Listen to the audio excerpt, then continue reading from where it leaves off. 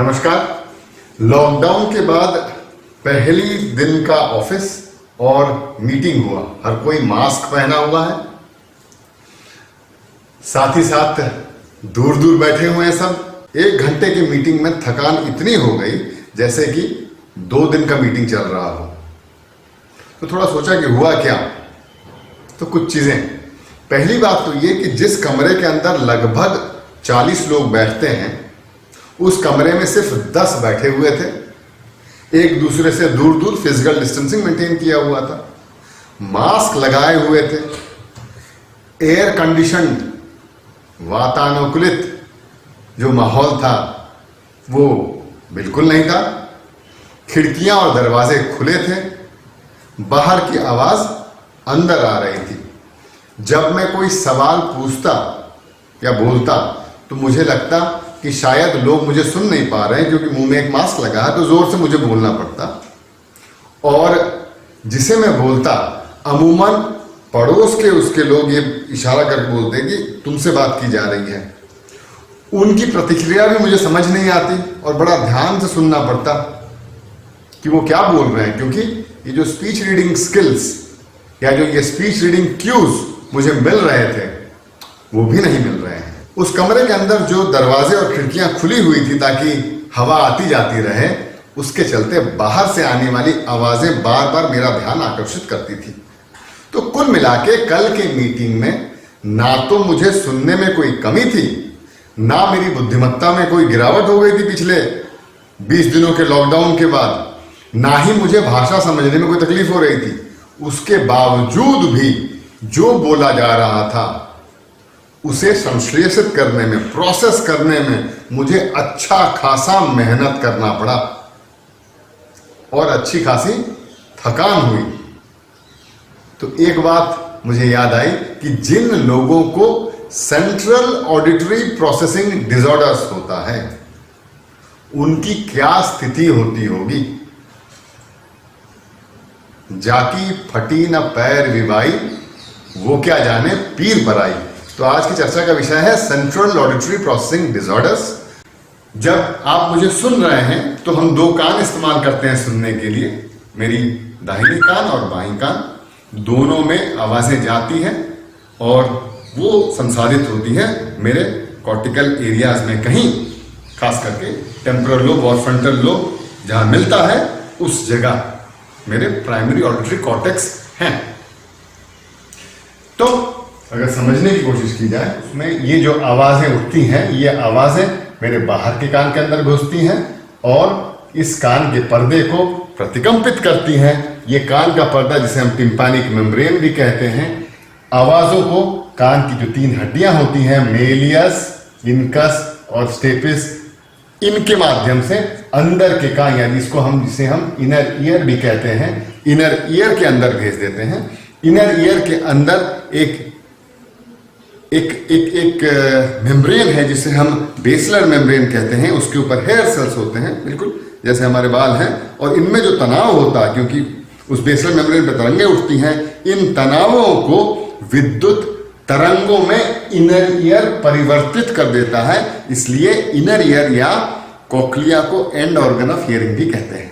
तो ये विद्युत तरंगें जो पैदा हो गई, ये ऑडिटरी नर्व के माध्यम से होते हुए ब्रेन स्टेम के पोंटोमेडुलरी जंक्शन, ये पॉन्स, ये मेडुला अगर आप समझ लें तो पोंटोमेडुलरी जंक्शन में जाकर जुड़ जाती हैं और पहला नर्व न्यूक्लियस वहां से शुरू होता है जिसे हम कॉक्लियर न्यूक्लियस कहते हैं।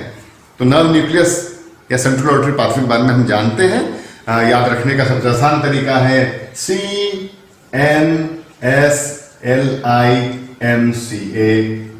CNS लिम्का, CN यानी कि कॉक्लियर न्यूक्लियस, S यानी कि superior olivary complex, L lateral lemniscus, I inferior colliculus, M medial geniculate body और CA ऑडिटरी कॉर्टेक्स। नीचे से अगर आप देखें तो मेडुला के अंदर होते हैं हमारे कॉक्लियर न्यूक्लियस, मिड ब्रेन में होते हैं कॉक्लियर न्यूक्लियस, मेडुला के अंदर कॉक्लियर न्यूक्लियस, मिड ब्रेन में होते हैं सुपीरियर ऑलिवरी कॉम्प्लेक्स, लैटरल लिमिनिस्कस और इंफीरियर कॉलिकुलस। तो सुपीरियर ऑलिवरी कॉम्प्लेक्स, लैटरल लिमिनिस्कस और इंफीरियर कॉलिकुलस होते हैं मिड ब्रेन में।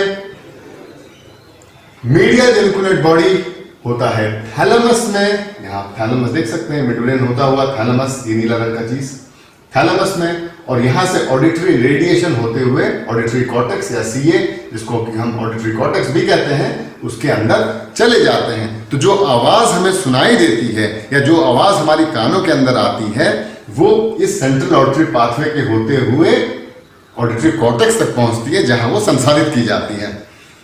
अब जिन्हें सेंट्रल ऑडिटरी प्रोसेसिंग डिसऑर्डर होता है उनमें जो परेशानी होती है, ना तो बाहर के कान में परेशानी होती है, ना बीच के कान में परेशानी होती है, ना अंदर के कान में परेशानी होती है, वो सब ठीक होता है। इसलिए pure tone audiometry, immittance audiometry, orthoscopic examination और बाकी के जो भी टेस्ट होते हैं जो कि पेरिफेरल हियरिंग को देखते हैं, उनमें कोई दिक्कत नहीं होगी, सब कुछ नॉर्मल होगा। लक्षण क्या क्या बच्चे में होते हैं जिन्हें सेंट्रल ऑडिटरी प्रोसेसिंग डिसऑर्डर होता है? लक्षण कुछ इस तरह के होते हैं जो मैं बताया आपको, कि जब भी आवाज आ गई, बातचीत के साथ मिल गई, सिग्नल टू नॉइज रेशियो अच्छा नहीं रहा, यानी कि मैं जो बात कर रहा हूं वो काफी जोर का नहीं रहा नॉइज के मुकाबले, बच्चे को समझने में कठिनाइयां होती हैं।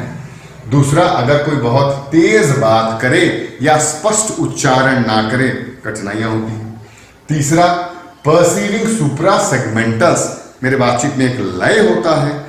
कई बार मैं अपने बातचीत के लय में ये बता जाता हूं कि मैं नाराज हूं, मैं खुश हूं, मुझे और देर तक तुमसे बात करना है, या अभी तुम चुप हो जाओ।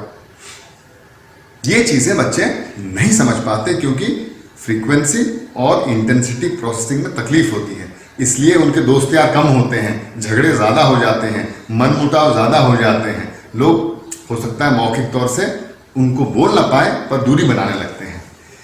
ऑडिटरी डिस्क्रिमिनेशन, यानी कि एक तरह की आवाजों के बीच फर्क करना। तो एक तरह की आवाजें अगर हो किसी एक वाक्य में तो कई बार बच्चे समझ नहीं पाते और गलत तरह का हरकत दिखाते हैं। ऑडिटरी मेमोरी, अगर मैं किसी बच्चे को बोलूं या किसी बड़े को बोलूं जिसे कि ऑडिटरी प्रोसेसिंग डिसऑर्डर है, एक काम करो, स्कूल से आ गए हो, बैग रख देना, बैग से इंग्लिश की कॉपी और साइंस की किताब ले आना, साथ ही साथ एक मोटा क्रेयॉन और पेन ले आना, आकर डाइनिंग टेबल के ऊपर बैठना। ये जो ऑडिटरी सीक्वेंसिंग और मेमोरी की कैपेसिटी है, ये चूंकि होती नहीं है, बच्चा हाँ तो बोलता है पर आधा काम करता आधा नहीं करता। माँ बाप और स्कूल के टीचर नाराज होते हैं उसके ऊपर।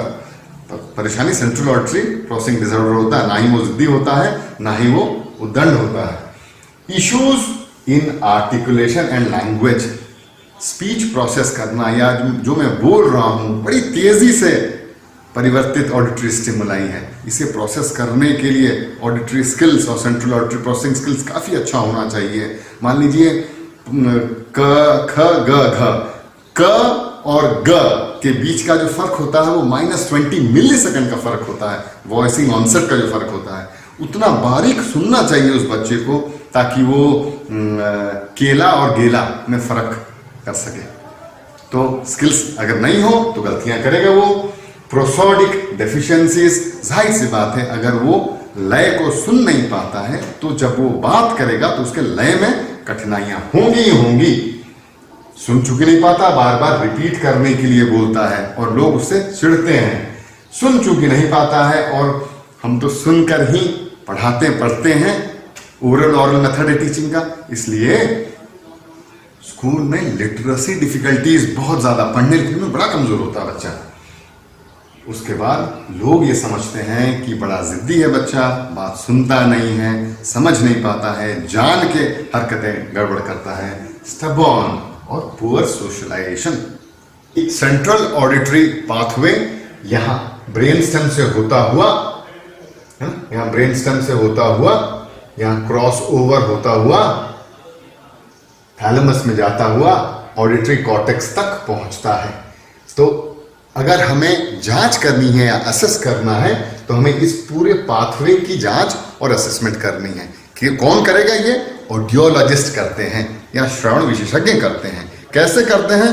कुछ ऐसे स्टिमुलाई या कुछ ऐसे उद्दीपन देते हैं जो कि इन नर्व न्यूक्लियाई के प्रोसेसिंग को देखता है विशेषकर। किस तरह के न्यूक्लियाई होते हैं? मोटा मोटी आप समझ लें 4 तरह के टेस्ट होते हैं। पहली टेस्ट है बाइनॉरल फ्यूजन टेस्ट या मास्किंग लेवल डिफरेंस। इसमें हम क्या जांच करने की कोशिश करते हैं? हम कोशिश करते हैं ये जांचने की कि दोनों कानों के बीच की जो इंटरेक्शन है या जो प्रतिक्रिया है, एक दूसरे को क्या दिखाते हैं, वो जांच करने की कोशिश करते हैं। किस तरह से? मान ली हम एक आवाज दें, दूसरी तरफ से एक मास्किंग नॉइज दें और देखने की हम कोशिश करें कि क्या फेज इन और फेज आउट अगर हम कर दें तो ये जो आवाज दी गई वो सुनाई दे रही है कि नहीं व्यक्ति को अलग अलग तरह के मास्किंग नॉइज में। ये पहली तरह का टेस्ट हुआ। दूसरी तरह का टेस्ट क्या होता है? दूसरी तरह का टेस्ट ये होता है कि मैं अपनी बातों को या स्पीच स्टिमुलाई को डिस्टॉर्ट कर दूं या उनको परिवर्तित कर दूं, इस तरह परिवर्तित कर दूं कि उनमें जो जानकारी है वो घट जाए या मेरे दिमाग को या मेरे ऑडिटरी सिस्टम के ऊपर डिमांड बढ़ा दूं। कैसे? मैं जो बात कर रहा हूं ये एक पूरी तारता के रेंज में है या फ्रीक्वेंसी स्पेक्ट्रम इसमें बड़ा चौड़ा है, लगभग 150 हर्ट्ज से आप लें तो इस तरफ 10 किलोहर्ट्ज तक फ्रीक्वेंसी स्पेक्ट्रम है। मैं अगर सिर्फ लो पास फिल्टर लगा दूं इसमें, यानी कि लो फ्रीक्वेंसी ही जाए, हाई फ्रीक्वेंसी स्टिमुलाई इसमें जाए ही नहीं। क्यों भाई? इससे क्या हो जाएगा? हाई फ्रीक्वेंसी जो है हमें बातचीत समझने में बड़ा मदद करते हैं। आप अगर कोई अंग्रेजी सिनेमा देखने जाएं तो वहां जो महिला डायलॉग बोल रही होंगी वो डायलॉग आपको बेहतर समझ में आएगा पुरुष के डायलॉग डिलीवरीज के कंपैरिजन में। क्यों? क्योंकि हाई फ्रीक्वेंसी में बहुत स्पीच डिस्क्रिमिनेशन के लिए जानकारी छुपी होती है। तो हम लो पास फिल्टर स्पीच का इस्तेमाल करते हैं और देखते हैं कि व्यक्ति बातचीत को, शब्दों को समझ पाता है कि नहीं। दूसरा जो हम इस्तेमाल करते हैं वो इस्तेमाल करते हैं टाइम कंप्रेस्ड स्पीच, या मैं अपनी बातों को बड़ा तेज से बोलना शुरू कर देता हूं ताकि कम समय में बहुत ज्यादा से ज्यादा बात कर सकूं। तो ये टाइम कंप्रेस्ड स्पीच हो गया। टाइम कंप्रेस्ड स्पीच फिर पूरे ऑडिटरी सिस्टम के ऊपर डिमांड बढ़ा देता है ना, प्रोसेसिंग स्किल्स उसकी जांचने लग जाता है। तो कुल मिला के जो हम प्रोसेसिंग कैपेबिलिटी देखते हैं वो हम देखते हैं ऑडिटरी क्लोजर, ऑडिटरी डिस्क्रिमिनेशन, और किस जगह की जांच होती है? ये ब्रेन स्टेम और ऑडिटरी कॉर्टेक्स दोनों की जांच होती है उसमें। तीसरे तरह की जो हम टेस्ट करते हैं जिसे हम डायकॉटिक टेस्ट बोलते हैं। डाया यानी कि दोनों कानों में, कॉटिक यानी कि केओस या उपद्रव करना, यानी कि दोनों कानों में हम आवाज को देंगे एक दूसरे के ऊपर। मान लीजिए एक शब्द यहां बोले, दूसरा शब्द यहां बोले, या दोनों शब्दों को एक दूसरे के ऊपर ओवरलैप कर दें। इस तरह का कुछ करेंगे जिससे कि हमारे ऑडिटरी सिस्टम के ऊपर डिमांड बढ़ जाए, चाहे वो डायकॉटिक डिजिट टेस्ट हो, डायकॉटिक राइमिंग टेस्ट हो या स्टैगर्ड स्पॉन्डी वर्ड हो, यानी कि दो शब्द इधर बोले, दो शब्द इधर बोले, इसका दूसरा शब्द और इसका दूसरा शब्द ओवरलैप कर जाए, ये इस कान में, ये इस कान में। अगर मेरा सेंट्रल ऑडिटरी सिस्टम दोनों को अलग कर, दोनों को मिला के वो काम ना कर पाए तो इन उद्दीपनों को वापस बोलने में व्यक्ति को कठिनाइयां होंगी और वो गलतियां करेगा। तो ये देखता क्या है? इंटीग्रेशन, सेपरेशन, ऑडिटरी क्लोजर और ऑर्डरिंग, ये स्किल्स देखता है। कौन सा हिस्सा जांच होता है इससे? लेफ्ट हेमिस्फीयर, राइट हेमिस्फीयर और कॉर्पस कैलोजम। ध्यान रखिए, एक बात बोलना मैं भूल गया, कॉर्पस कैलोजम यानी कि दोनों, ये राइट हेमिस्फीयर, ये लेफ्ट हेमिस्फीयर, इनको कनेक्ट करने वाला जो हमारा कमिश्नर है जिसे हम कॉर्पस कैलोजम बोलते हैं, ये कॉर्पस कैलोजम लिखा गया है यहाँ, कॉर्पस कैलोजम। ये क्या करता है कि लेफ्ट हेमिस्फीयर का इंफॉर्मेशन राइट हेमिस्फीयर और राइट हेमिस्फीयर का इंफॉर्मेशन लेफ्ट हेमिस्फीयर को देता है, जिससे कि हम दोनों कानों में जो सुनते हैं उसकी एडवांटेज हमें खूब मिल जाती है। तो ये जो डायकॉटिक टेस्ट है इसमें कॉर्पस कैलोजम भी जांचा जाता है, जो कि अहम है बातों को समझने में। और क्या होता है? पिच पैटर्न टेस्ट और ड्यूरेशन पैटर्न टेस्ट ये किए जाते हैं, क्योंकि मैं जब बात करता हूं तो मेरे बात करने में एक लय होता है जिसे हम प्रोसोडी बोलते हैं। मैं जब कोई शब्द बोलता हूं, मान लीजिए बैट और कैट, इसमें ब और क, इनमें एक फर्क अगर बच्चा नहीं कर पाया तो दोनों शब्द उसे एक जैसे सुनाई देंगे। इसलिए जरूरी है कि पिच के पैटर्न और ड्यूरेशन के पैटर्न दोनों बच्चा समझे। पैटर्न रिजोल्यूशन देखते हैं हम इसमें, प्रोसेसर्स असेस, और लेफ्ट हेमिस्फीयर, राइट हेमिस्फीयर और कॉर्पस कैलोजम की जांच करता है। तो एक ऑडियोलॉजिस्ट जब जांच करता है तो इन चीजों की जांच करता है। तो करना क्या है? कुछ चीजें जो कि विशेष आप कर सकते हैं अगर आप थेरेपी देखने की कोशिश करें। पहली चीज जो आप करें वो करें इन्वायरमेंटल मॉडिफिकेशन। माहौल ऐसा कर दें कि जो आवाज है उसकी तीव्रता अच्छी खासी हो बैकग्राउंड नॉइज से।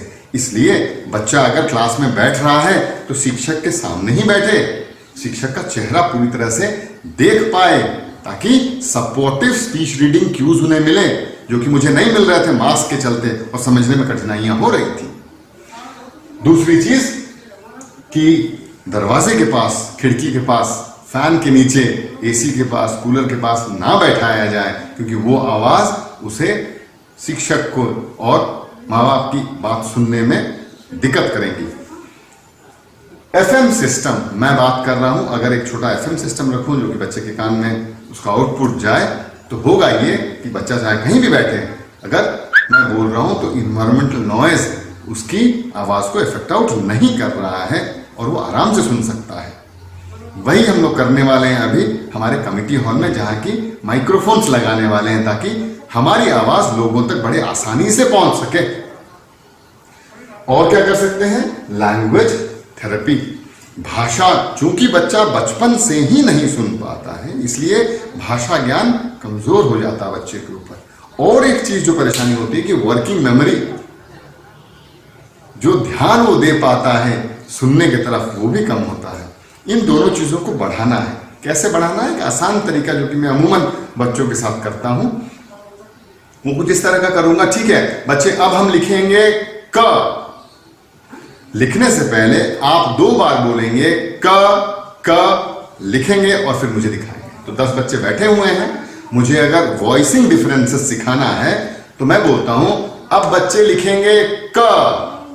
बच्चे बोलेंगे 2 बार क लिखेंगे क, दिखाएंगे।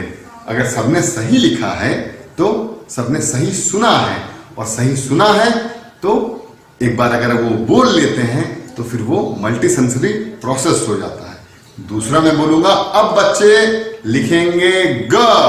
पहले 2 बार बोलेंगे ग और फिर लिखेंगे ग और दिखाएंगे। तो इस तरह के स्किल्स आप कर सकते हैं। इसमें बच्चों को सुनना बोलना दोनों करें, क्योंकि फोनेटिक लूप में या फोनोलॉजिक लूप में सुनना और बोलना दोनों एक लूप के हिस्से होते हैं। ये हम कर सकते हैं। ऑडिटरी मेमोरी की कई एक्टिविटी कर सकते हैं, जैसे कि ठीक है अब आप लोग पेन उठाएंगे, नाक छुएंगे पेन से, फिर कान के ऊपर रखेंगे। पेन उठाएंगे, नाक को छुएंगे, कान के ऊपर रखेंगे। इसे इस तरह के कुछ अनरिलेटेड जो कि प्रिडिक्टेबल ना हो, ऐसे अगर हम ऑडिटरी कमांड्स सीक्वेंस में दें तो बच्चों का वर्किंग मेमोरी और लैंग्वेज प्रोसेसिंग भी बेहतर हो जाता है। ये हम कर सकते हैं। मल्टी डिसिप्लिनरी अप्रोच हमेशा लेना चाहिए, क्योंकि हो सकता है कि बाकी के कुछ अंगों में भी परेशानी हो। इस तरह जो बच्चे या जिन बड़ों को सेंट्रल ऑडिटरी प्रोसेसिंग डिसऑर्डर है उनके साथ संवेदनशीलता से पेश आना चाहिए। थोड़ा धीरे बात करें, जोर से बात करें, करीब आके बात करें, समय दें उनको, और सब कुछ ठीक होगा। बहुत बहुत धन्यवाद।